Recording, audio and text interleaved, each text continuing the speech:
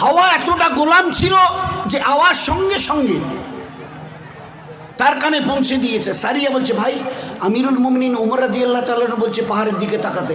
সাথীরা বলছে, হযরত ওনাকে তো মদিনায় ছেড়ে এসেছি। বলে, হ্যাঁ, উনি মদিনা থেকে আওয়াজ লাগিয়েছে, সেই আওয়াজ আল্লাহ আমাকে হাওয়াকে জরিয়া করে আমার কান পর্যন্ত পৌঁছে দিয়েছে। তো দুজন সাথীকে ইশারা করলো, একটু পাহাড়ের দিকে উঠে তাকাও তো। দুজন একটু পাহাড়ের দিকে উঠে তাকিয়ে দেখে দুশমনরা ওদেরকে আক্রমণ করার জন্য এগিয়ে আসছে। This was the life of the Muslims. This was the life of the followers of our holy Prophet sallallahu alaihi wasallam. This was the life. হযরত আলী রাদিয়াল্লাহু তাআলা একটা রাস্তা দিয়ে হেঁটে আসছে, দেখে কয়েকজন লোক জটলা করছে। ভাই তোমরা এখানে এরকম করছো কেন?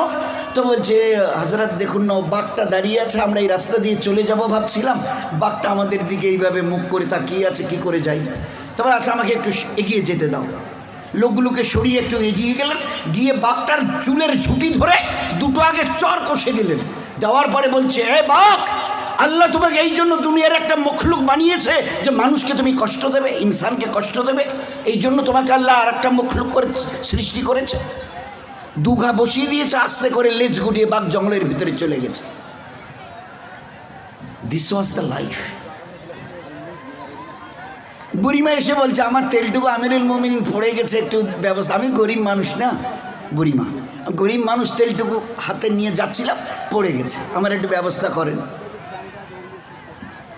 তো যে খাজানচি ছিল মালের, তাকে বলছে, ভাই ও বাইতুল মাল থেকে বুড়িমার কতটুকু তেলের দরকার দিয়ে দাও। খুব ভালো করে বুঝি দোস্ত, নয়তো জীবনটা অসার মনে হবে। আমাদের জীবনে কিচ্ছু নেই, देयर इज नथिंग। हमें सब कुछ दिया गया, लेकिन आज इस वक्त हमें सब कुछ खो दिया। আল্লাহ সব কিছু দিয়েছিল, হতভাগা আমরা, হতভাগী আমাদের মা বোনেরা, সব কিছু হারিয়ে ফেলে আজ ভিক্ষের ঝুলি নিয়ে অপরের দরজায়। পঞ্চায়েত সাহেব না করে দেবেন, অমুক সাহেব একটু করে দেবেন, তমুক সাহেব একটু আমার কাজটা করে দেবেন। আরে আল্লাহ তোমাকে 2 রাকাত সালাতুল হাজত দিয়েছিল, পড়ো আর খোদার সামনে হাত তুলে বলে আমার আল্লাহ। তারপরে দেখো তোমাকে কতটা ওয়েট করতে হয়, অপেক্ষা করতে হয়। দোস্ত জীবনটাকে তছনছ করে দিয়েছি, তছনছ করে দিয়েছে। বুড়িমা শুনে বলছে, আমিরুল মুমিনিন কি বলছেন? বাইতুল মাল থেকে তেল আমাকে দেওয়া হবে, আমি বাইতুল মালের তেল নিয়ে কিয়ামতের ময়দানে হিসাব নিকাশের ঝামেলা পোয়াতে পারবো না, আমি আমার তেলের জন্য আমি এসেছি। বুড়িমা বুঝতে পেরে, আমিরুল মুমিনিন বুঝতে পেরেছে, একটা চিঠির এক কলম লিখে দিয়ে বলছে, বুড়িমা তোমার তেলটা যেখানে হাত থেকে পড়ে গেছে ওই জমিনকে আমার এই চিঠিটা দিও, আর যাবার সময় একটা বর্তন নিয়ে যেও, বর্তন।